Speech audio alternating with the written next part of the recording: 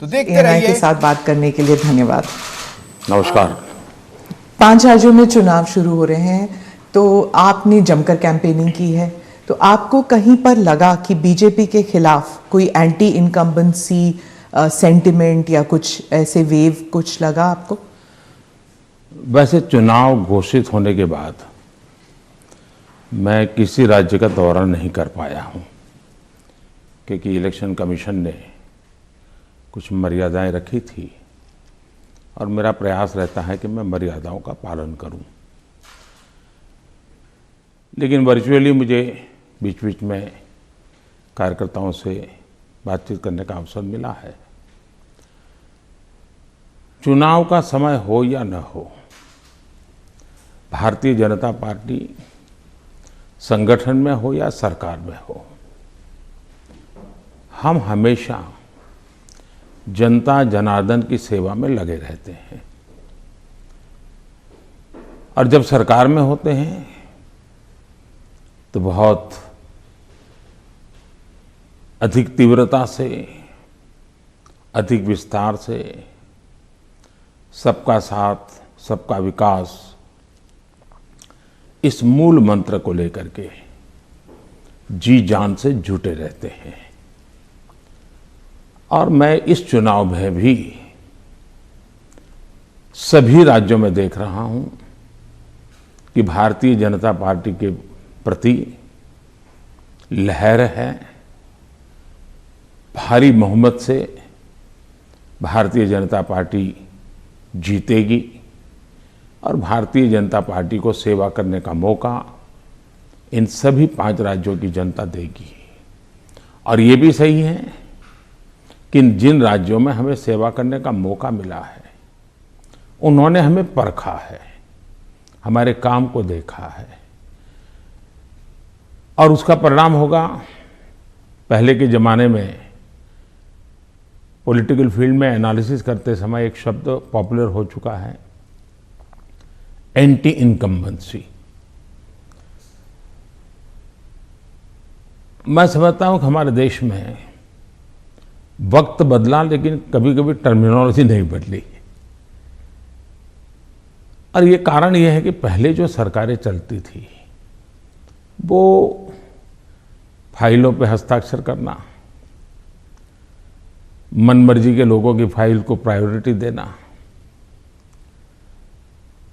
योजनाएं चुनाव को केंद्र में रख के घोषित करना और कभी कभी जाकर के फीते काट के चले आना, शिलान्यास करके चले आना। डिलीवरी के तरफ कभी योगदान उनका ध्यान नहीं रहता था। उनको लगता था घोषणा हो गई, यानी विज्ञान भवन में दिया जलाया तो उनको लगता था काम हो गया। और जब लोगों को काम नजर नहीं आता है और घोषणाएं बार बार सुनने को मिलती हैं, तब एंटी इनकम्बेंसी का जन्म होता है। लेकिन जब काम करने का प्रयास दिखता है, दिन रात की मेहनत दिखती है, आसपास में कुछ न कुछ पॉजिटिव होता हुआ दिख रहा है, तो फिर एक विश्वास बनता है कि वहाँ हो रहा है तो कल मेरे यहाँ भी होगा। गरीब को घर उसको मिल गया तो कल मुझे भी गरीब हूँ, मेरा घर इस बार लाइन नंबर नहीं लगा लेकिन कल मुझे मिलेगा। ये विश्वास पैदा होता है। और इसके कारण भारतीय जनता पार्टी के कल्चर में जहां भी हमें स्थिरता के साथ काम करने का मौका मिला है, वहां एंटी इनकम्बेंसी नहीं, प्रो इनकम्बेंसी का माहौल होता है। और भारतीय जनता पार्टी हमेशा प्रो इनकम्बेंसी को लेकर के चुनाव में अधिक ताकत से उभर करके आती है। पर उत्तर प्रदेश में एक खासियत रही कि एक ही पार्टी को दोबारा चांस नहीं देते हैं, मौका नहीं मिलता है। लेकिन आपको लगता है कि इस बार जो है, क्योंकि 3 चुनावों में उन्होंने बीजेपी को वोट दिया है, 2014 में, 17 में, 20 में आपको वोट दिया, तो आपको क्या लगता है कि आपने ही बहुत अच्छे ढंग से इस बात को कह दिया है कि 2014 में हमें वोट मिला, फिर 2017 में मिला, 19 में, हाँ, फिर 2019 में मिला, यानी 3 बार मिला। मतलब जो पुरानी थियरी है, एक बार आओ एक बार जाओ वाला, उत्तर प्रदेश ने पहले ही नकार दिया है। जब पहले ही नकार दिया है तो अब क्यों आगे बढ़ाएगा? भारतीय जनता पार्टी ने अनुभव किया है कि हमें 14 में स्वीकार किया, फिर काम देखा 17 में स्वीकार किया, काम देखा 19 में स्वीकार किया, काम देखा 22 में स्वीकार करेंगे। जी सभी तस्वीरों में जो पोस्टर्स छपती हैं उनमें मोदी जी की तस्वीर होती है और योगी जी की। जहां पर चीफ मिनिस्टर कैंडिडेट है वहां पर चीफ मिनिस्टर कैंडिडेट का होता है, नहीं तो मोदी जी की तस्वीर होती है हर जगह। तो अगर क्या हम ये मान के चल सकते हैं कि जो राज्य के चुनाव होते हैं एक किस्म से एक रेफरेंडम है सेंटर की पॉलिसीज को भी, सिर्फ स्टेट की नहीं, सिर्फ सेंटर की भी पॉलिसीज? आप देखिए, भारतीय जनता पार्टी एक कलेक्टिव लीडरशिप में विश्वास करती है, सामूहिकता में विश्वास करती है और हम स्तर पर सामूहिक रूप से काम करने के आदी हैं। वो तस्वीर प्रधानमंत्री की नहीं है, वो भारतीय जनता पार्टी के कार्यकर्ता की तस्वीर है जिसको नरेंद्र मोदी कहते हैं। और कार्यकर्ताओं के साथ मेरा खड़ा रहना मेरे लिए गर्व का विषय होता है। अगर मेरे साथी कार्यकर्ताओं के बीच में मेरी भी फोटो होती है तो मैं भी उन कार्यकर्ताओं जैसा लगता हूँ। मुझे लगता है हाँ, मैं भी उन्हीं के बराबर हूँ, मैं किसी से ऊपर नहीं हूँ, किसी से आगे नहीं हूँ। तो मेरे लिए तो उस फोटो का मतलब इतना ही होता है। और देश की जनता भी ऐसे, ये जो फैशन हो गई है कि हर चुनाव या ना फलाने का, हर चुनाव ढीकने का, मैं समझता हूँ ये चुनाव हमारे कार्य का है, हमारे आचार विचार का है, हमारी नीतियों का है और सबसे ज़्यादा हमारी नीयत का है। और मैं मानता हूँ देश उसको समर्थन कर रहा है। तो अगर पार्टी जीतती है इलेक्शन में तो बीजेपी कहती है ये मोदी की जीत है, तो अगर हारती है तो क्या आप इसको एक कभी कभी पर्सनल भी लेते हैं कि, और क्या मंथन चलता है पार्टी में आप बाकी लीडर्स के साथ बैठ के कि गलती कहाँ पे हुई और कहाँ पे हमको रोल बैक करना चाहिए या गलतियाँ सही करनी चाहिए? आपने बहुत सही सवाल पूछा है। भारतीय जनता पार्टी, हम चुनाव हार करके ही जीतने लगे हैं। हमने बहुत पराजय देखे हैं, जमानतें जब्त होती देखी है। मैं तो तब राजनीति में नहीं था, लेकिन एक बार मैंने देखा कि चुनाव में ये जनसंघ था उस समय, शायद दीपक निशान था उनका, और कहीं मिठाई बांट रहे थे। तो हमने सुना ये मिठाई क्यों बांट रहे, तो सब हार गए। तो बताया कि साहब हमारे 3 लोगों की जमानत बच गई है इसलिए हम मिठाई बांट रहे हैं। उस जमाने से हम लोग गुजरे हुए लोग हैं और इसलिए जय और पराजय दोनों हमने देखा है। हम जब विजयी होते हैं तो हमारी कोशिश ये है कि हम ज़्यादा से ज़्यादा जमीन से जुड़े, जमीन के साथ जितना गहरा नाता बनता जाए हम बनाएं। हम जब चुनाव जीतते हैं तो हम लोगों के दिल जीतने के काम में कभी कमी नहीं आने देते। हमारे लिए हर पल, हर दिन, हर योजना, हर काम जनता जनार्दन के दिलों को जीतना, और दिल तब जीते जाते हैं जब उनको समाधान होता है, संतोष होता है। तो हम हमारी शक्ति उसी में लगाते हैं और हम बहुत कॉन्शियसली प्रयास करते हैं कि जीत हमारे सर पे न चढ़ जाए, हमारे दिमाग में वो सवार न हो जाए, और इसलिए हम धरती पर रहते हैं। जहाँ तक पराजय का सवाल है, हम पराजय में भी आशा को खोजते रहते हैं। हम निराशा में डूब करके इसने किया, उसने किया, इसको वो ये करो, डिकना करो, फलाना करो, इस चक्कर में नहीं पड़ते। हम सोचते हैं कि सामने वाले की रणनीति क्या थी, उसके तौर तरीके क्या थे, वो लोगों को गुमराह करने में क्यों सफल हुआ, हमारी बात को हम कैसे पहुंचाएंगे। हम औरों का भी अभ्यास करते हैं, हमारा भी अभ्यास करते हैं, हम स्थितियों का भी अभ्यास करते हैं, हम उस प्रकार के योजनाओं का भी अभ्यास करते हैं और फिर हम आगे की रणनीति बनाते हैं। हम हर चुनाव से सीखते हैं, चुनाव जय का हो या चुनाव पराजय का हो। हमारे लिए चुनाव एक प्रकार से ओपन यूनिवर्सिटी है जिसमें हम नए रिक्रूटमेंट के लिए अवसर भी मिलता है और अपने आप को तराशने का भी अवसर मिलता है। तो हम चुनाव को एक प्रकार से हमारा एजुकेशन का पीरियड मानते हैं। आप योजनाओं का की बात कर रहे थे। अखिलेश जी कहते हैं कि उत्तर प्रदेश में कोई योजनाएं आपकी नहीं थी, माने बीजेपी की नहीं थी, वो उनकी अपनी योजनाएं हैं। आप अपना अपनी जामा पहनाते हैं और आप अपनी उपलब्धि बताते हैं उसे। मुझे बहुत आनंद होता है जब ये सुनता हूं तो। योगी जी की इतनी मेहनत और इतनी सफल योजना, उसको साकार करना और उसको कभी कोई एनकैश करने के लिए इधर उधर की बातें करता है, तो मैं उसमें से एक अर्थ ये निकालता हूं कि योगी जी की ये योजना इतनी अद्भुत है, असंभव को उन्होंने संभव करके दिया है, तभी जाकर के विरोधी भी उसको कैश करने के लिए मैदान में उतर पड़े हैं। वरना विरोधी विरोध करता, कैश करने के लिए मैदान में उतरा है, मतलब योजना अच्छी है, योजना सफल है और सफल तरीके से समय सीमा में उसको पूरा किया है। और एक प्रकार से मैं इसको योगी जी की क्रेडिट मानता हूं। दूसरा विषय है, हमारे देश में एक कल्चर चला कि राजनेता और सरकारों का काम क्या, हर चीज पे हाथ डाल देना, बोलते रहना, ये करेंगे वो करेंगे, ये करेंगे वो करेंगे, कभी इसके में। और कोई चीज दुनिया में उन्होंने छोड़ी नहीं है। कोई नेता मिल जाएगा, वो कहेगा हम चंद्र पर मानवी भेजने वाले हैं। कोई नेता मिल जाएगा, उसने कभी कहा होगा कि हम चंद्र पर व्यवस्थाएं खड़ी करने वाले हैं। और 100 साल के बाद भी, 50 साल बाद, 30 साल भी कोई कर देगा तो वो कहेंगे हाँ देखो हमने उस समय कहा था। तो ऐसे लोग तो बहुत मिल जाएंगे। आपने क्राइम फ्री उत्तर प्रदेश का जिक्र किया है अपने भाषणों में, पार्लियामेंट में भी आप कर रहे थे। आपने कहा कि समाजवादी पार्टी जो है वो दंगाइयों की पार्टी है, आपने, और योगी जी ने कहा कि गुंडे हैं उस पार्टी में।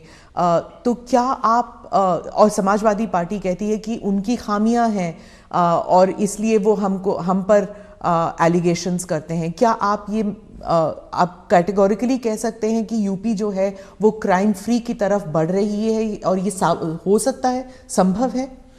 पहली बात है कि जब लोग उत्तर प्रदेश में सुरक्षा के विषय की चर्चा करते हैं तो वहाँ के सामान्य मानवी के मन में पिछली सरकारों में जो उन्होंने मुसीबतें झेली है, जिस प्रकार से गुंडा राज चलता था, जिस प्रकार से माफिया की इच्छा के अनुसार ही सरकार के बाबुओं को काम करने के लिए मजबूर होना पड़ता था, जिस प्रकार से इस प्रकार के दबंग लोगों को सरकार में एक प्रकार से प्रतिष्ठा थी, आश्रय था, ये सारी चीजें उत्तर प्रदेश ने बड़े निकट से देखा है। बहन बेटी घर के बाहर नहीं निकल पाती थी, ये उत्तर प्रदेश ने देखा है।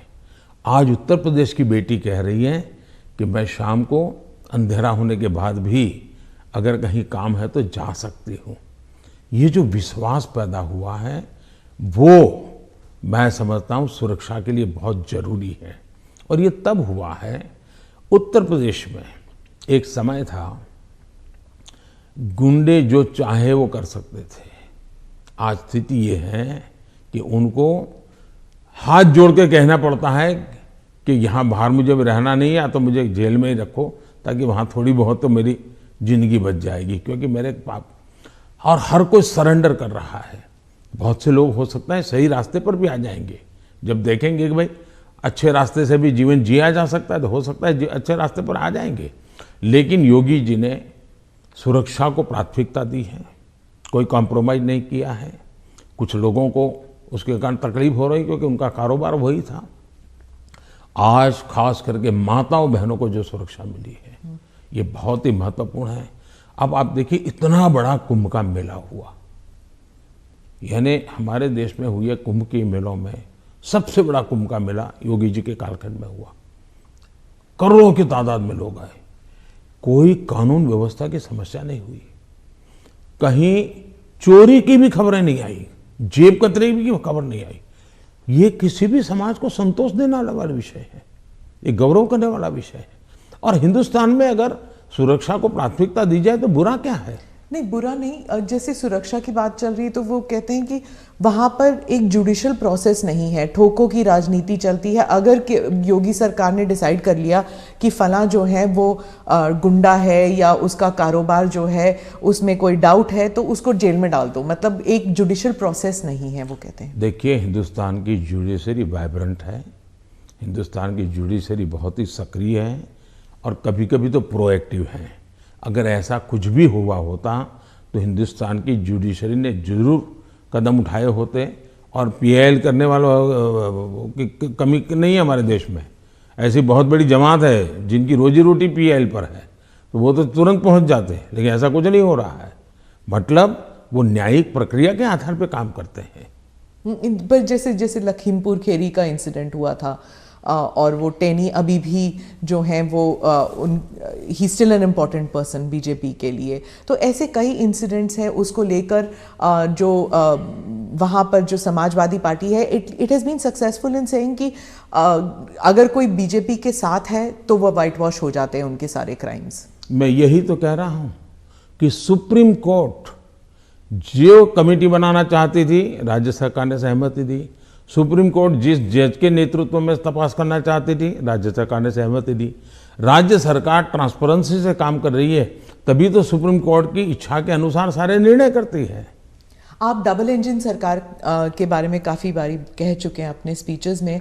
डबल इंजन सरकार से आप विश्वास जगाना चाहते हैं इलेक्टोरेट में कि विकास जल्दी हो जाएगा अगर दोनों तरफ, मतलब सेंटर में भी और स्टेट में भी बीजेपी की सरकार रहेगी।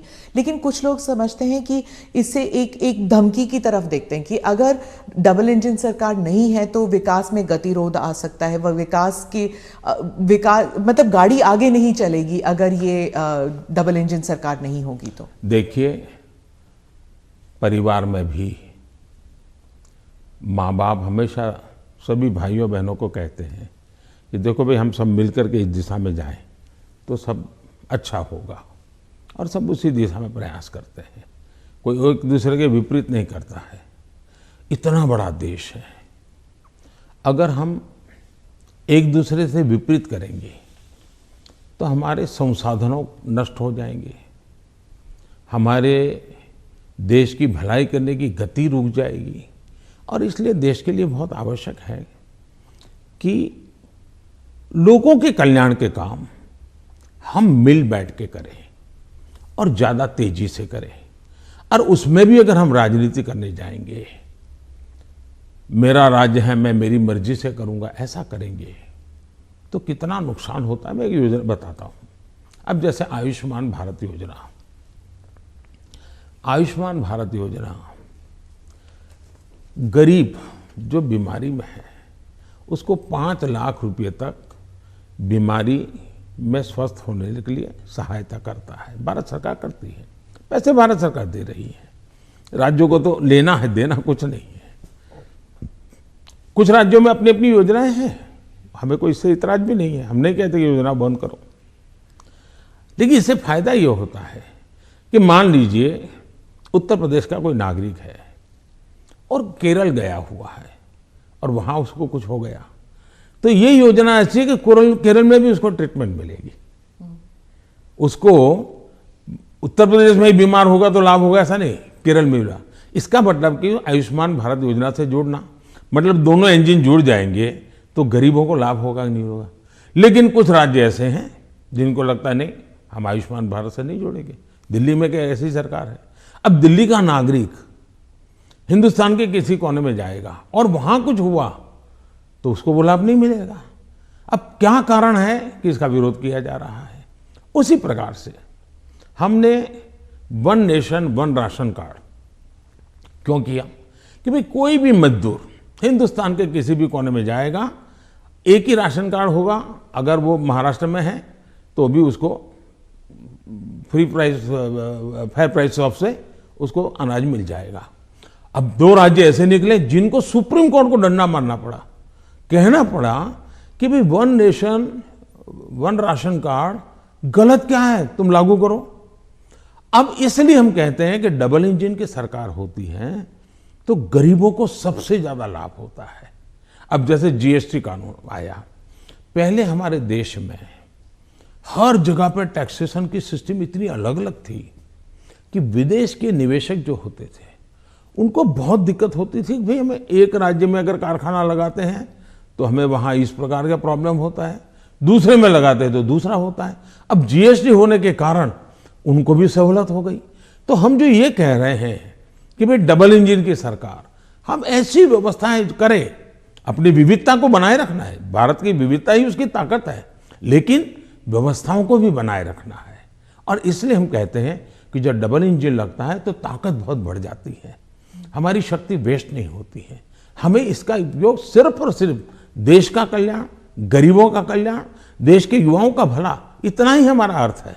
आप विविधता की रिस्पेक्ट के बारे में बात करते हैं, लेकिन राहुल गांधी और सिर्फ राहुल गांधी नहीं, स्टालिन, केसीआर, महबूबा, ममता सब कहते हैं कि आपकी पार्टी जो है उस विविधता को रिस्पेक्ट नहीं करती, इसलिए चाहे बंगाल हो या आंध्रा, तमिलनाडु, केरला और कश्मीर, इन सभी राज्यों में बीजेपी कहीं घुस भी नहीं सकती है, सरकार बना नहीं सकती है, क्योंकि एक सेंट्रिस्ट, एक स्ट्रांग व्यू पॉइंट वाली पार्टी है जो रीजनल एस्पिरेशंस को नहीं समझती।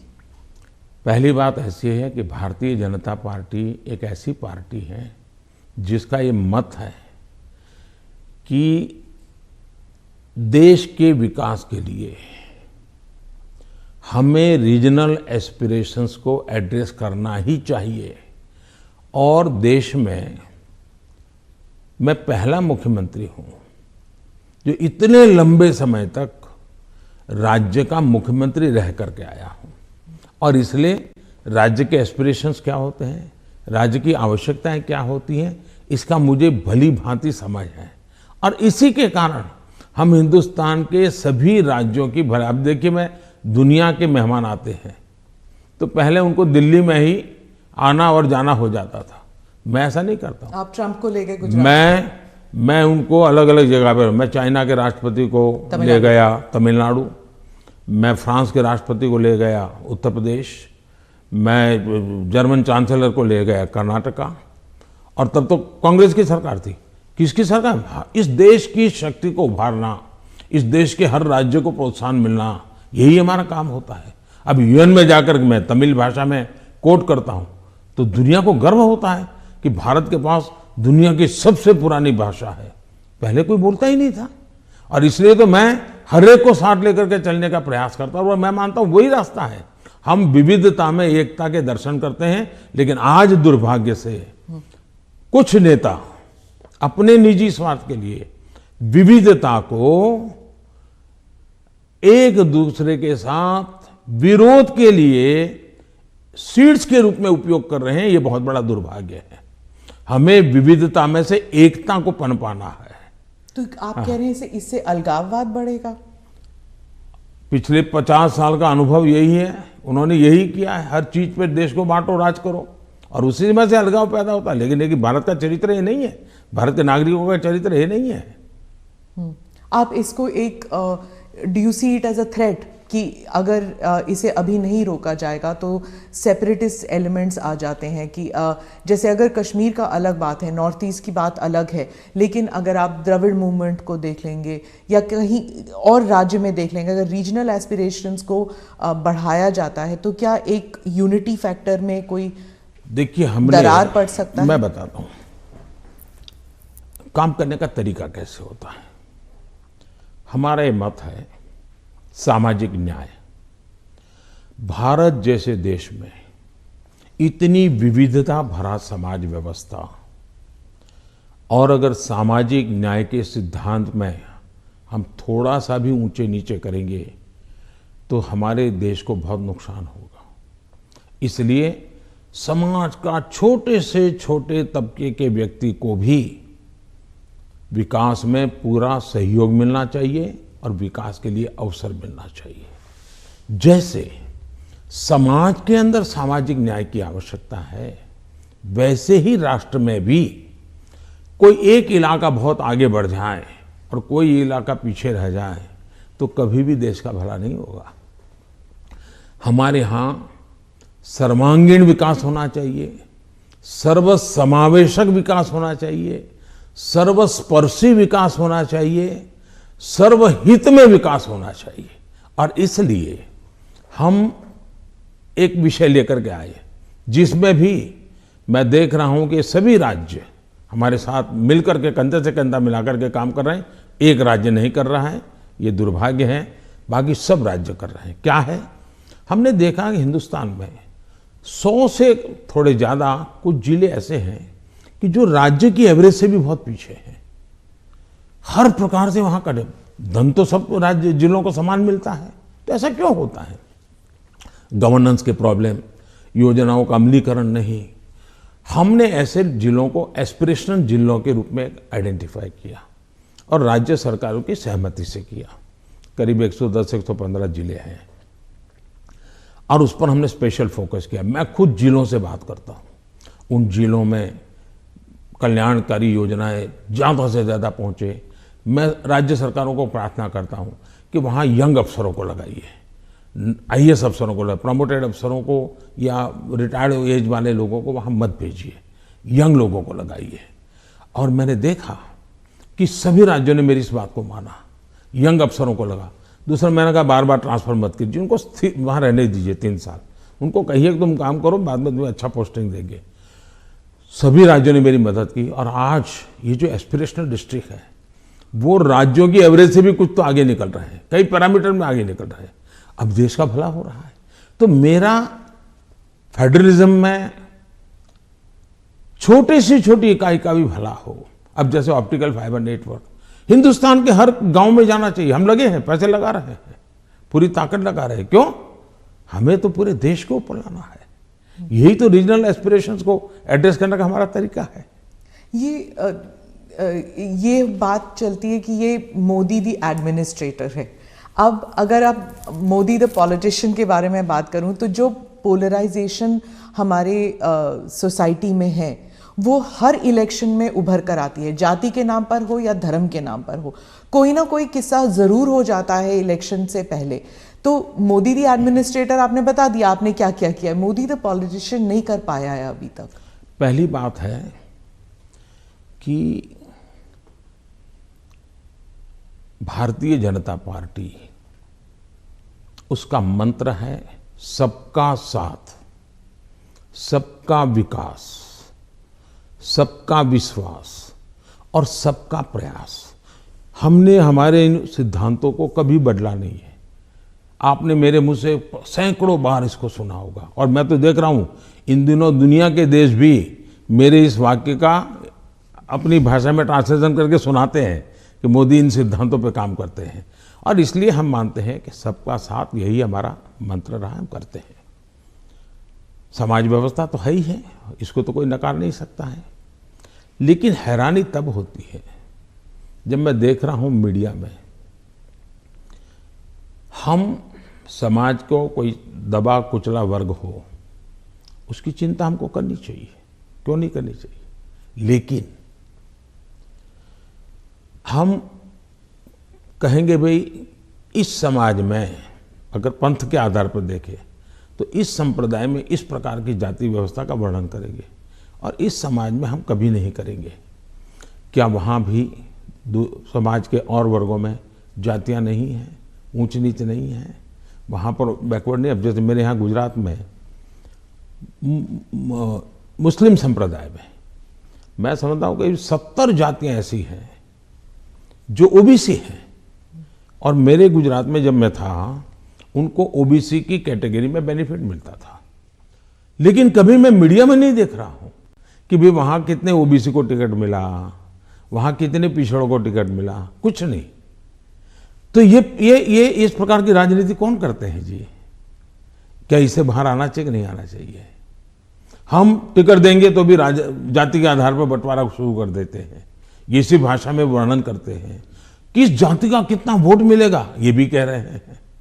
हम ये सारी भाषा को बदलना चाहिए और इसलिए सबका साथ सबका विकास, हम उसी मंत्र को लेकर के चलना चाहते हैं ताकि हमारा मत है कि देश की एकता देश को आगे ले जाने के लिए बहुत आवश्यक है। पर जो अल्पसंख्यक हैं वो दरार में गिर जाते हैं, वो जो फिशर्स होते हैं उनमें गिर जाते हैं। जो वो आपने तो कई सारे उदाहरण दे दिए जहां पर वो जैसे आपने कहा कि कार्ड यहाँ पर भी इस्तेमाल हो सकता है, वहां पर भी इस्तेमाल हो सकता है, बहुत सारी योजनाएं हैं। लेकिन जब ऐसे पोलराइजेशन की जो किस्से हो जाते हैं तब क्या होता है, मीडिया में भी आ जाता है, और जब मीडिया में आता है minorities are not safe in India, international media में भी आ जाता है। जो पूंजी निवेश करना चाहता है बाहर बैठ के, वो सोचता है यहाँ पॉलिटिकल अनरेस्ट है, मैं क्यों यहाँ पर पैसे लगाऊं। तो एक आज विश्व में भारत ने अपनी एक अच्छी पहचान भी बनाई है, और वो मीडिया की ताकत से भी आगे निकल गई है। अब जहां तक मीडिया का सवाल है, वो क्यों ऐसा करते हैं, किसके कारण करते हैं, किसके लिए करते हैं, किसके कहने से करते हैं, किसके दबाव में करते हैं, ऐसे विषयों पर मेरा टिप्पणी करना उचित नहीं है। लेकिन मेरा इतनी समझ जरूर है कि मीडिया वर्ल्ड में भी एक बहुत बड़ा कंपटीशन है। उनको भी टिकने के लिए, अपने व्यापारिक हितों के लिए भी बहुत जिद्दोजहद करनी पड़ रही है। वो भी एक एलिमेंट है, मीडिया की कुछ मजबूरियां भी है उनकी। इस सब के बावजूद भी हमारी बात दुनिया में पहुंची है, इन्हीं लोगों के माध्यम से पहुंची है, क्योंकि अच्छे लोग भी हैं, नहीं ऐसा नहीं है। जहां तक विदेश का मीडिया का कुछ सवाल है, दुनिया में मैंने देखा है कि कोई ही देश होगा, रेयर एक्सेप्शन, मैं भारत की बात नहीं कर रहा हूं, मैं बाहर की बात कर रहा हूं, कि जहां का मीडिया अपने देश के हितों के खिलाफ कुछ करता हो, कभी नहीं करते। तो कभी कभी ये मीडिया हाउस भी उनके देश के हितों के लिए भी, देशों के बीच की जो स्पर्धा होती है तो एक लाइन ड्रॉ करते हैं, तो उनकी एक अपनी दुनिया है, चलने दीजिए। लेकिन आप देखिए क्या कारण है कि आज सबसे ज्यादा एफडीआई है भारत में, क्या कारण है सबसे ज्यादा एफआईआई है, क्या कारण है इतना निवेश आ रहा है, क्या कारण है कि जब आयुष्मान कोरोना आया, दुनिया के 150 के करीब देश भारत की दवाई के लिए, मुझे लगातार हिंदुस्तान, दुनिया के मैक्सिमम लोगों ने मुझ पर टेलीफोन करके दवाइयाँ मांगी होगी। तो भारत की प्रतिष्ठा है तभी तो कर रहे हैं। और इसलिए ये जो हम 24 घंटे हेडलाइन के भरोसे राजनीति करते हैं, उनकी मजबूरियां होगी। मैं तो दुनिया के लोगों के सामने सत्य लेकर के जाता हूँ, सच्चाई पहुँचा के रहता हूँ, और दुनिया को भारत की तरफ आकर्षित कर रहा हूँ। और पीएलआई स्कीम अभी अभी हम लाए, कितना बड़ा रिस्पांस मिल रहा है जी, कितना समर्थन मिल रहा है। समाजवाद के बारे में आपने कहा कि जो समाजवादी पार्टी है ये फेक सोशलिस्ट हैं, नकली सोशलिस्ट हैं। तो समाजवादी है कौन फिर उत्तर प्रदेश में? क्योंकि अर्थशास्त्री कहते हैं कि बीजेपी जो है वो पहले इकोनॉमिक पॉलिसीज में राइटिस्ट थी, फिर वो सेंट्रिस्ट हो गई, अब वही समाजवाद बन गए हैं। पहली बात है, भारतीय जनता पार्टी जनसंघ के जमाने से हमारी आर्थिक सिद्धांतों की चर्चा आप सुनोगे तो यही रही है कि हम देश की जनता पे भरोसा करते हैं, देश की जनता के सामर्थ्य पर भरोसा करते हैं। सरकार की नीतियां उनको अवसर देने वाली होनी चाहिए, और हम वो नीतियां बना रहे हैं कि उनको सबसे ज़्यादा अवसर मिले। दूसरी बात है, हमारा मत है, गवर्नमेंट है no business to do a business. अब ये कहाँ समाजवाद के साथ बैठता है? ये तो समाजवाद के खिलाफ है। सरकार का काम है गरीब के लिए भोजन की चिंता करो, सरकार का काम है गरीब के लिए घर बनाओ, सरकार का काम है गरीब के लिए शौचालय बनाओ, सरकार का काम है गरीब को पीने का शुद्ध पानी दो, सरकार का काम है गरीब अगर बीमार है तो उसको इलाज की व्यवस्था करो, सरकार का काम है गरीब गांव-गांव तक कुछ रास्ते बनाओ, लोगों को जाने आने की सुविधा करो। सरकार का काम है कि हमारा देश का एग्रीकल्चर ताकत जो है विश्व के बाजार में कैसे पहुंचे, इसके लिए कुछ व्यवस्था करो। छोटे किसान, उसको दरकिनार किया, उसकी चिंता करो। और मेरी प्राथमिकता यही है, मुझे लोगों को घर देना है, मुझे गरीबों को शौचालय देना है, मुझे गरीबों को धुएं से मुक्त करना है, मुझे गरीबों को घर में शुद्ध पीने का पानी पहुंचाना है, मुझे गरीब के बच्चों को पढ़ाना है। अगर कोई इसको समाजवाद कहता है तो मुझे ये समाजवाद मंजूर है, तो वोट क्योंकि होगी मैं समाज के लिए हूं। लेकिन मैं जो चर्चा करता हूं नकली समाजवाद, वो ये है, ये पूरी तरह परिवारवाद है। लोहिया जी का परिवार कहीं नजर आता है क्या? वो भी तो समाजवादी थे। जॉर्ज फर्नांडिस का परिवार नजर आता है क्या? वो भी समाजवाद थे। नीतीश बाबू हमारे साथ काम कर रहे हैं, वो भी तो समाजवादी हैं। परिवार कहीं नजर आता है क्या? ये समाजवादी लोग हैं। लेकिन ये लोग देखिए, पूरा परिवार। मुझे एक बार किसी ने चिट्ठी भेजी थी, मैं तो भूल गया आज। उन्होंने कहा कि इनके परिवार से, ये सपा जो है उत्तर प्रदेश का, 45 लोग ऐसे थे जो किसी न किसी पद पर थे। एक ही फैमिली के 45 लोग। और किसी और ने मुझे कहा कि उनके पूरे परिवार में 25 साल की उम्र के करीब करीब सभी व्यक्ति को चुनाव लड़ने का मौका दिया गया है। क्या ये परिवारवाद का लोकतंत्र के लिए खतरा है? इसलिए मैं कह रहा हूं। तो अखिलेश और जयंत दोनों कहते हैं कि परिवारवाद सिर्फ उनकी पार्टी में नहीं, आपकी पार्टी में भी है। राहुल गांधी भी कहते हैं कि परिवारवाद से जुड़े मतलब सेकंड जनरेशन लीडर्स तो आपकी पार्टी में भी हैं। बहुत बहुत फर्क है। ये फर्क, अच्छा सवाल पूछा आपने। मैं थोड़ा विस्तार से जवाब दूंगा, बुरा मत मानिए। लेकिन देश की जनता को मैं झूठ के सामने सत्य समझाना चाहता हूं। एक परिवार से अनेक लोग जनता के बीच में जाएं, एक परिवार से 2 लोग जाएं, 3 लोग जाएं और जनता उनको चुनाव करके भेजे, वो एक राजनीति का पहलू है। लेकिन दूसरा, एक परिवार के लोग ही उस पार्टी के अध्यक्ष बने, उस पार्टी के ट्रेजरर बने, उस पार्टी का पार्लियामेंट्री बोर्ड बने। पिताजी अगर नहीं कर सकते हैं तो बेटा अध्यक्ष बने, बेटा नहीं कर सकता है और बूढ़ा हो गया है तो उसका बेटा अध्यक्ष करे, पिता नहीं रहे तो पुत्र करे। ये जो विरासत और वारसा बारिश के रूप में चल रहा है, डायनेस्टी के रूप में चल रहा है, कोई डायनेमिक्स है ही नहीं, ओनली डायनेस्टी।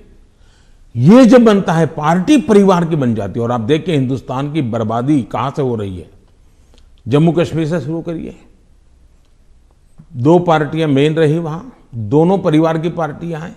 अभी तक उसका कोई नया नेता देखा ही नहीं। आज देश में जो 18 से 40 साल की उम्र के लोग हैं, उन्होंने इन पार्टियों के जितने नेता देखे, एक ही परिवार के देखे हैं। दोनों पार्टी, पंजाब में देखिए परिवार वाली पार्टी, आप हरियाणा में देखिए परिवार की पार्टी, उत्तर प्रदेश देखिए परिवार की पार्टी, झारखंड देखिए परिवार की पार्टी, आप तमिलनाडु में जाइए परिवार की पार्टी। ये परिवार ही पार्टी चलाता है। परिवार जो चाहे उनका भला। ये लोकतंत्र के लिए बहुत से बड़ा खतरा है। एक पार्टी के 2 लोग अगर एमएलए बन गए, एमपी बन गए, तो वो पार्टी परिवार की नहीं बनी है। और ये दोनों को फर्क समझना होगा। कोई ऐसा कह करके इतने बड़े पाप से भाग जाए, ये नहीं चल सकता है। और मेरा मत है, परिवारवादी पार्टियां लोकतंत्र का सबसे बड़ा दुश्मन है, क्योंकि लोकतंत्र के मूलभूत सिद्धांतों को ही वो नकारता है।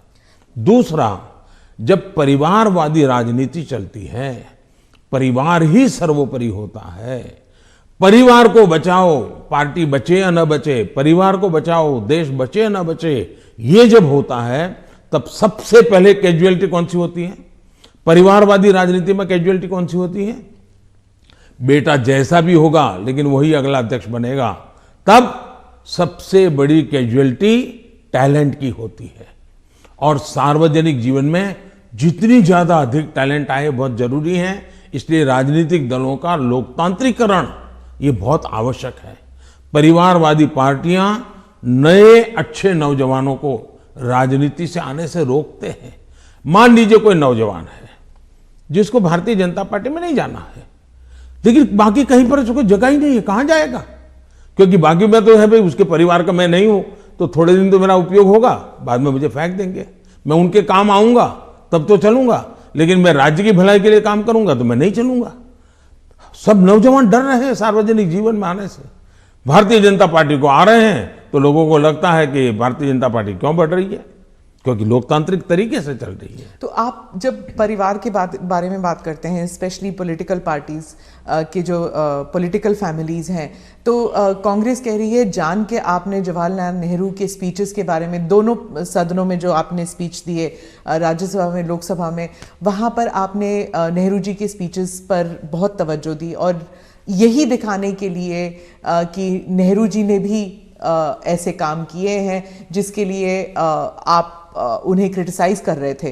तो राहुल गांधी ने देर रात को मीडिया से बात करते हुए कहा कि I don't need a certificate from Modi ji about my great grandfather. तो अब ये फिर अब पूरा परिवार के ऊपर बन गया है कंट्रोवर्सी। हालांकि आपने जो एग्जाम्पल्स दिए थे वो परिवार के ऊपर नहीं था। पहली बात है, मैंने किसी के पिताजी के कुछ नहीं कहा है, मैंने किसी के दादाजी के लिए कुछ नहीं कहा है, नहीं मैंने किसी नाना जी के लिए कहा है, नहीं मैंने किसी की माताजी के लिए कुछ कहा है। मैंने देश के प्रधानमंत्री ने क्या कहा वो कहा है, और सरकार एक कंटिन्यूटी होती है, और इसलिए एक प्रधानमंत्री के ये विचार थे तब क्या स्थिति थी, आज के प्रधानमंत्री के ये विचार है क्या स्थिति है, और देश का ये हक बनता है। अब दूसरा, बार बार हमें कहा जाता है आप नेहरू जी का नाम लेते नहीं, आप नेहरू जी का नाम, अब हम लेते हैं तो भी मुश्किल हो रहा है। मुझे समझ नहीं आ रहा है कि इतना डर किस बात का है। प्रधानमंत्री जी, 2014 से आप कांग्रेस मुक्त भारत की बात करते हैं। अब वो 60 से कम सीटें हैं कांग्रेस पार्टी की, और उत्तर प्रदेश में तो नंबर 4 पर हैं। तो आप इतना वक्त क्यों लगा रहे थे अपने स्पीच में कांग्रेस के ऊपर? पहली बात है कि देश की जो आज हालत है उसमें सबसे जिम्मेवार कोई मुख्य धारा है तो कांग्रेस की धारा है। इस देश को जितने प्रधानमंत्री मिले ना, उसमें से अटल जी को और मुझे छोड़ करके सारे प्रधानमंत्री कांग्रेस कुल के ही थे। इसके कारण देश में एक कांग्रेस की कार्यशैली ही राजनीति में एक प्रकार से मुख्य धारा बन गई।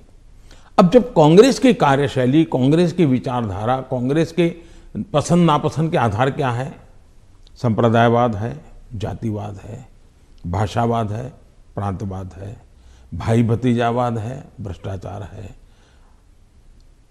अगर यही इस राजनीति में मुख्य धारा में रहेगा तो देश का कितना बड़ा नुकसान होगा।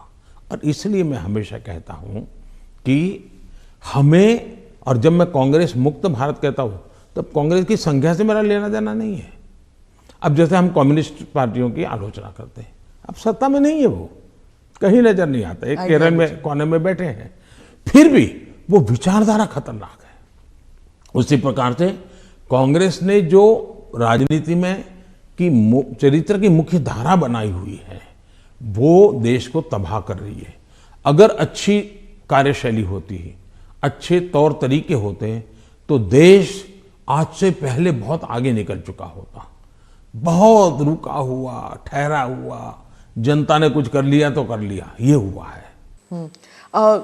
उत्तर प्रदेश पे ही वापस आती हूँ। वहाँ पर जो ऑप्टिक्स की बात कर रही हूँ, जो पहले चरण में जो चुनाव होने वाले हैं, ऑप्टिक्स में ऐसे लग रहा है जैसे दो युवा नेता हैं, अखिलेश और जयंत, और दूसरी तरफ बहुत ही पावरफुल योगी जी और मोदी जी, जो सरकारी मशीनरी का दुरुपयोग कर रही है, कह रहे हैं, और उनके साथ है ईडी, उनके साथ है जुडिशरी, उनके साथ है मीडिया।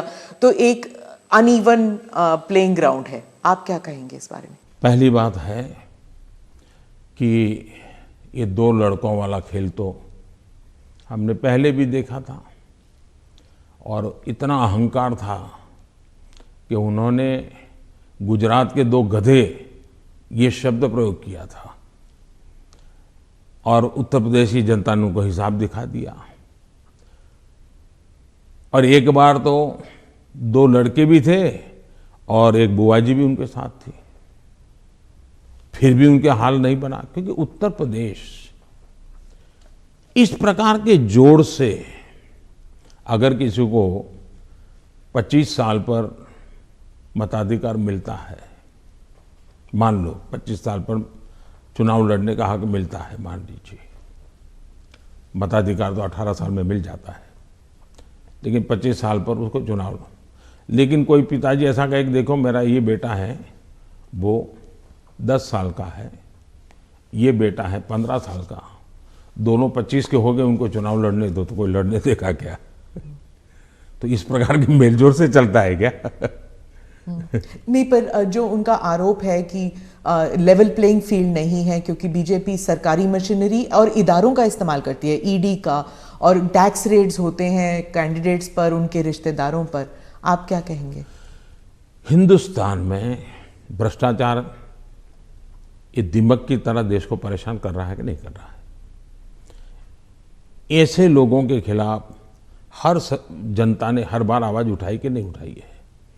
अगर मैं कुछ न करूं तो जनता मुझे माफ करेगी क्या? जहां से भी सरकार को जानकारी मिलेगी, सरकार ने कदम उठाना चाहिए कि नहीं उठाना चाहिए? और कदम उठाने के बाद अगर देश के खजाने में अरबों खरबों रुपये आ रहे हैं तो मेरी तारीफ होनी चाहिए।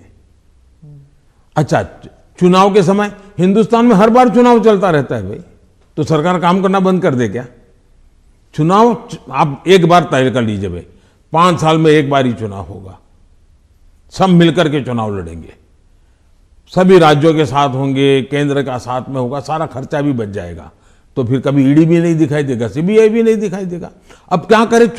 वो तो सरकारी दफ्तर है, वो अपने अपने तरीके से काम करते हैं, वो स्वतंत्र तरीके से काम करते हैं, चुनाव बीच में आ जाता है, करेंगे क्या? वो तो अपने टाइम टेबल से चलते रहते हैं, जहां से उनको जानकारी मिलती है करते हैं, सरकार का उसमें कोई रोल भी नहीं होता है। ये पहला चुनाव है किसान कानून वापस लेने के बाद चुनाव। जब आपने देश के नाम संदेश किया तो उस टाइम आपने कहा कि ये चुनाव से संबंधित डिसीजन नहीं था, आपने पूरे उस प्रक्रिया के बारे में बताया, लेकिन आपके समर्थक भी कह रहे थे that there was so much of personal capital. प्रधानमंत्री जी शायद कन्विंस नहीं कर पाए किसानों को कि ये देश हित में है, किसानों के हित में है, और उसकी वजह से आपके समर्थन भी जो हैं वो डिसअपॉइंट हो गए थे। तो क्या आप इसको एक व्यक्तिगत रूप में आप इसको एक हार मानते हैं? देखिए, मैं किसानों के दिल जीतने के लिए निकला हुआ इंसान हूं। मैं छोटे किसानों का दर्द समझता हूं और मैंने हमेशा उनके दिल जीतने का प्रयास किया है, और हिंदुस्तान भर के किसानों का मैंने दिल जीता भी है, मेरा साथ दिया है, समर्थन किया है। लेकिन मैंने कहा था, उस दिन भी कहा था टीवी में, कि मैंने किसानों की भलाई के लिए कदम उठाए, लेकिन आज देश के हित में मैं वापस कर रहा हूं। मैं समझता हूं इसको अधिक विस्तार मुझे करने की जरूरत नहीं है। बाद के घटनाक्रमों से पता चलेगा कि क्यों जरूरत पड़ी थी।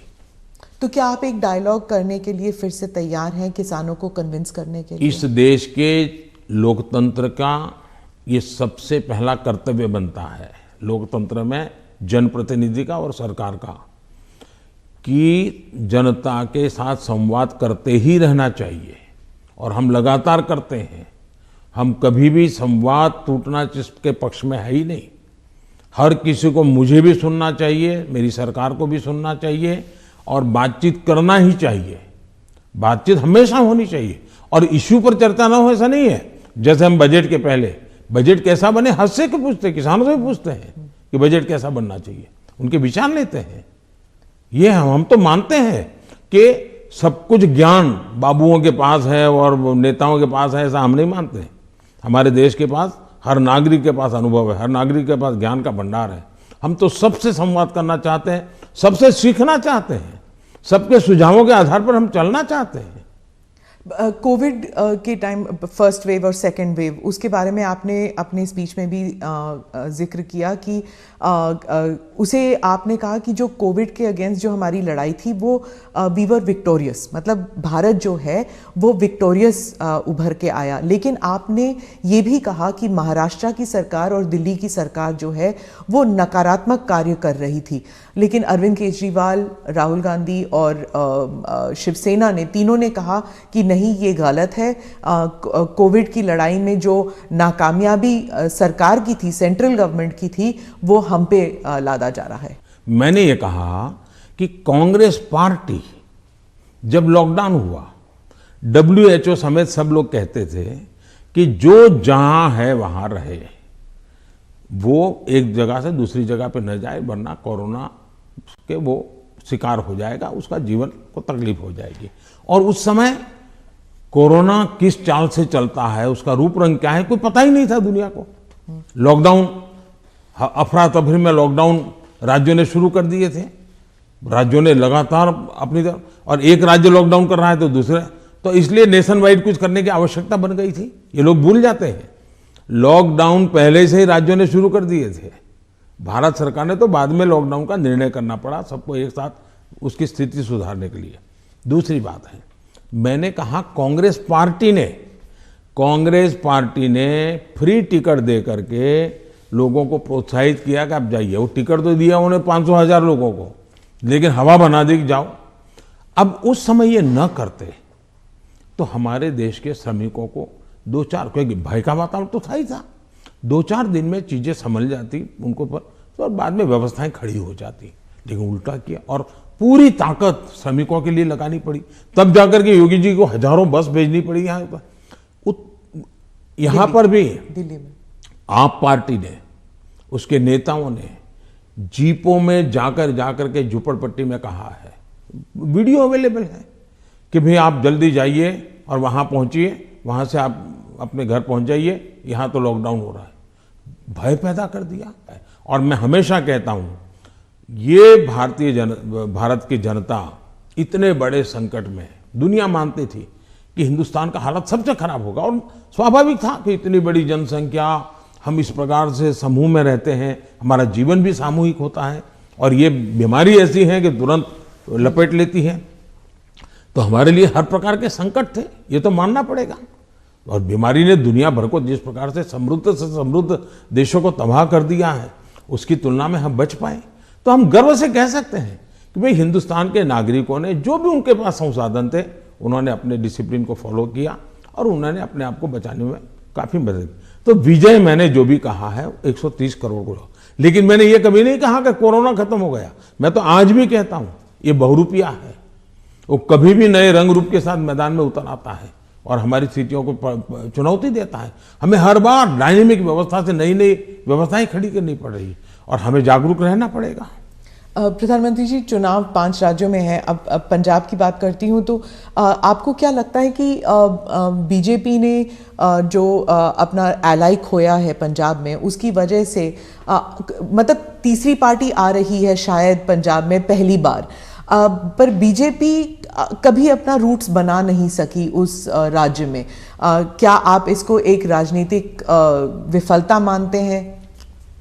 मैं समझता हूं कि मेरी पार्टी के जो वरिष्ठ नेताओं ने उस समय जो नीतियां बनाई, जो रणनीतियां बनाई, वो उस समय के लिए बहुत अनिवार्य थी, और उसके कारण पंजाब की एकता, पंजाब के अंदर फिर से एक बार शांति का माहौल बने, पंजाब खून खराबे से बाहर निकले।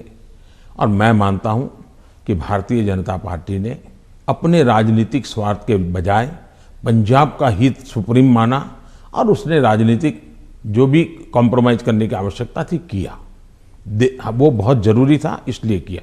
हम पंजाब को खून खराबे से बाहर निकालना चाहते थे, हम पंजाब को शांति देना चाहते थे, और उसके लिए अगर बीजेपी का नुकसान होता है तो होने देंगे, ये हमने होने दिया। बीजेपी तब भी पनप सकती थी, लेकिन हमारे लिए जरूरी था कि हम उस रास्ते पर चले जिसके कारण हम यहाँ पर सुख शांति का माहौल बनाने में हम बहुत बड़ा पॉजिटिव योगदान दे सके, और वो हमने किया, और पंजाब को बाहर निकालना में उस संकट से बाहर आए। जहां तक राजनीति का सवाल है, आज भारतीय जनता पार्टी सबसे अधिक विश्वसनीय पार्टी के रूप में पंजाब में उभरी है। आपने देखा होगा, बहुत बड़े वरिष्ठ लोग, समाज जीवन के वरिष्ठ लोग, जिनका राजनीति से लेना देना नहीं थे, वैसे बहुत बड़ी मात्रा में पिछले दिनों भारतीय जनता पार्टी ज्वाइन किया है।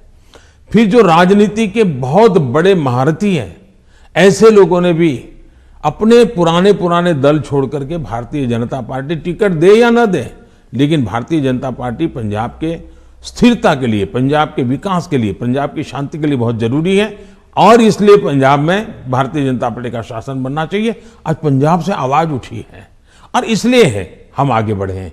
आज दो दल भारतीय जनता पार्टी के साथ जुड़ गए हैं। कैप्टन साहब और ढींडसा साहब बहुत पुराने लोग हैं जो राजनीति के वहाँ महारथी रहे, 3-3 दशक तक जिन्होंने वहाँ की राजनीति को दिशा दी है। ये लोग आज भारतीय जनता पार्टी को पसंद कर रहे हैं और इसलिए मैं मानता हूँ कि भारतीय जनता पार्टी पहले की तुलना में बहुत ही यशस्वी होगी। पंजाब के लोगों के जो एस्पिरेशंस, कई कारणों से हमने भी शायद कॉम्प्रोमाइज कर करके अपनी पार्टी का नुकसान किया, हो सकता है कुछ लोगों का भी हुआ होगा, लेकिन अब जब हम खुल करके आए हैं तो उनका भी हौसला बुलंद हो गया। जो लोग दबे हुए रहे थे वो भी खुल करके हमारे साथ आए हैं। हमने किसान को डायरेक्ट बेनिफिट के लिए हम अड़े रहे, हमने कैप्टन साहब को समझाया, कैप्टन साहब हमारे साथ थे, उस समय वो मुख्यमंत्री थे, सहमत हुए और किसान को डायरेक्ट बेनिफिट ट्रांसफर हमने किया पंजाब में उसकी खेत की। तो मैं 1000 से ज़्यादा वीडियो निकली है, 1000 से ज़्यादा सोशल मीडिया में, एक मिनट की वीडियो में देख रहा था, मैंने भी कभी 10-12 तो देखी होगी। किसान कह रहा है कि मेरा खेत तो उतना ही है, मेरी फसल वही है जो मेरे 20-25-30 साल से हम कर रहे हैं, पैदावार भी उतनी है, लेकिन मेरे घर में इतने रुपये पहले कभी नहीं आए जितने मोदी जी की सरकार ने डायरेक्ट बेनिफिट ट्रांसफर का निर्णय किया और किसान को जो माल है उसका पैसा सीधा बैंक में खाते में उसके जाएगा। तो सारे बिचौलिए गए, कट जो होता था वो गया और मुझे मेरा पूरा पैसा मिला। ये छोटा किसान आज भारतीय जनता पार्टी का जय जयकार कर रहा है।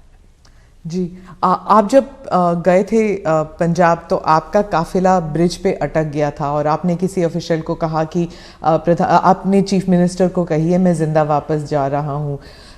बहुत सारी इन्वेस्टिगेशन भी चल रही है सिक्योरिटी को लेकर, लेकिन उस वक्त आपको कैसे महसूस हुआ था, क्योंकि आप पंजाब से पता नहीं कब से जुड़े हुए हैं? मैं इस पूरे नॉर्थ से पार्ट से मेरा बहुत निकट नाता रहा है। मैं पंजाब में बहुत रहा हूँ, मैं पंजाब की मेरा बड़ा नाता रहा है। मैं मेरी पार्टी का काम वहाँ करता था। मैं पंजाब के लोगों की जो वीरता है ना, मैंने देखी है। पंजाब के लोगों के दिल को मैं जानता हूँ। मैं आपको एक उदाहरण बताता हूँ। मैं अपनी पार्टी का काम करता था, उस समय तो ये आतंकवाद बड़ी एकदम हालत बड़ी ख़राब थी, शाम के बाद कोई निकल नहीं पाता था और मैं शायद मोगा में था या तरन तारण में था, मुझे याद नहीं है आज, और मुझे अगले स्टेशन पे जाना था, लेकिन कार्यक्रम के कारण देर हो गई। मैं और मेरे ड्राइवर दो ही थे, हम निकले और दुर्भाग्य से हमारी गाड़ी खराब हो गई रास्ते में। तो हम कोशिश कर रहे थे लेकिन गाड़ी चल नहीं रही थी। तो उस समय एक पुरानी एम्बेसडर मेरे पास थी, धक्के भी लगाए, कोशिश की। तो खेत में 2-3 लोग थे, सरदार थे, वो दौड़ते हुए आए, उन्होंने भी धक्के लगाने में मदद की, लेकिन गाड़ी नहीं चली। फिर हमने कहा भाई नज़दीक से हमें कोई मैकेनिक मिलेगा कि नहीं मिलेगा। तो साहब यहाँ तो अभी तो कोई मिलेगा नहीं, बहुत दूर दूर है। फिर उन्होंने मुझे कहा कि देखो भाई, तुम्हें बुरा न लगे तो एक बात करो। मैंने कहा क्या?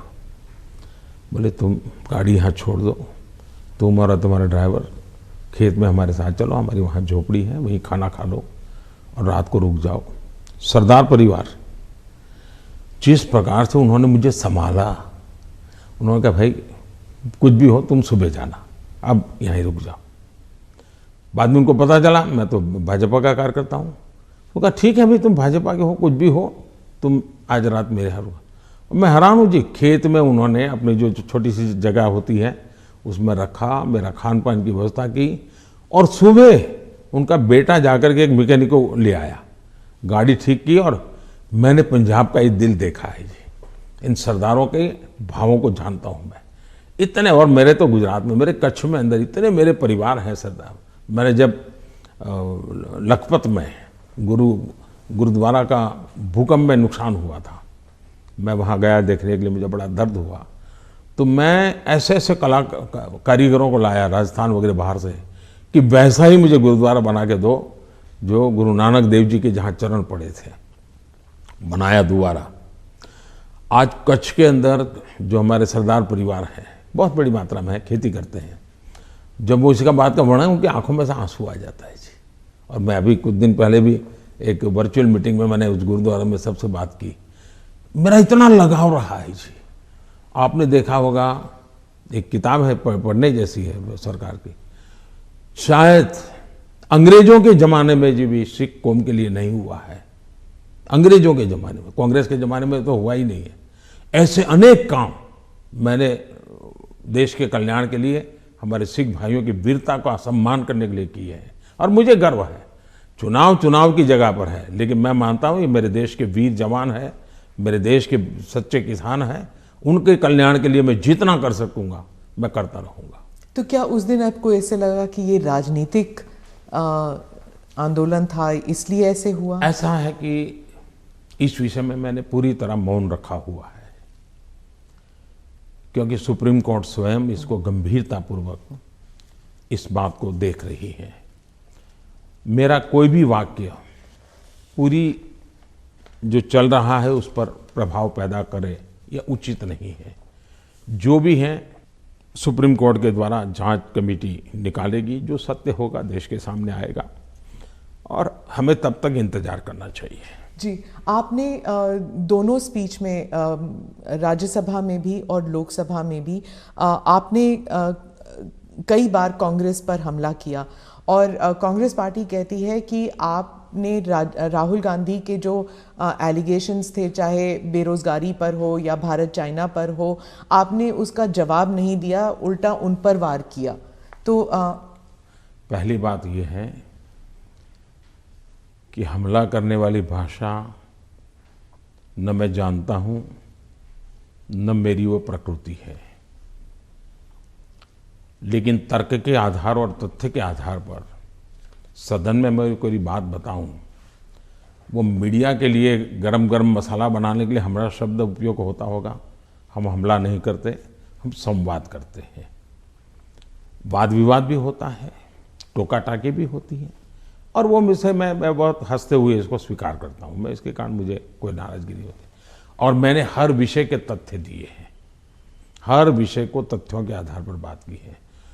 कुछ विषयों पर सदन में हमारे विदेश मंत्रालय ने विस्तार से कहा है, कुछ विषयों पर हमारे रक्षा मंत्रालय ने विस्तार से कहा हुआ है, और कुछ विषयों पर जरूरी जहाँ था वहाँ मैंने भी कहा है। और इसलिए इस प्रकार से जो सुनते ही नहीं है, जो सदन में बैठते ही नहीं है, अब उनकी कमेंट पर मैं जवाब क्या दूंगा। आपने कहा कि आपने मन बना लिया है, 100 साल आप पावर में नहीं आना चाहते, तो मैंने भी मन बना लिया। आपने क्या मन बनाया? हमने मन बना लिया है कि अब राष्ट्र को हम उस बुराइयों की तरफ जाने नहीं देंगे।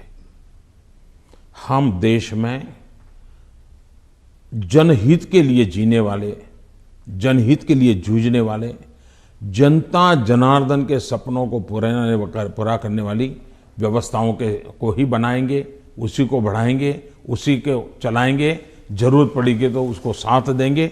यही हमारा रहेगा रास्ता।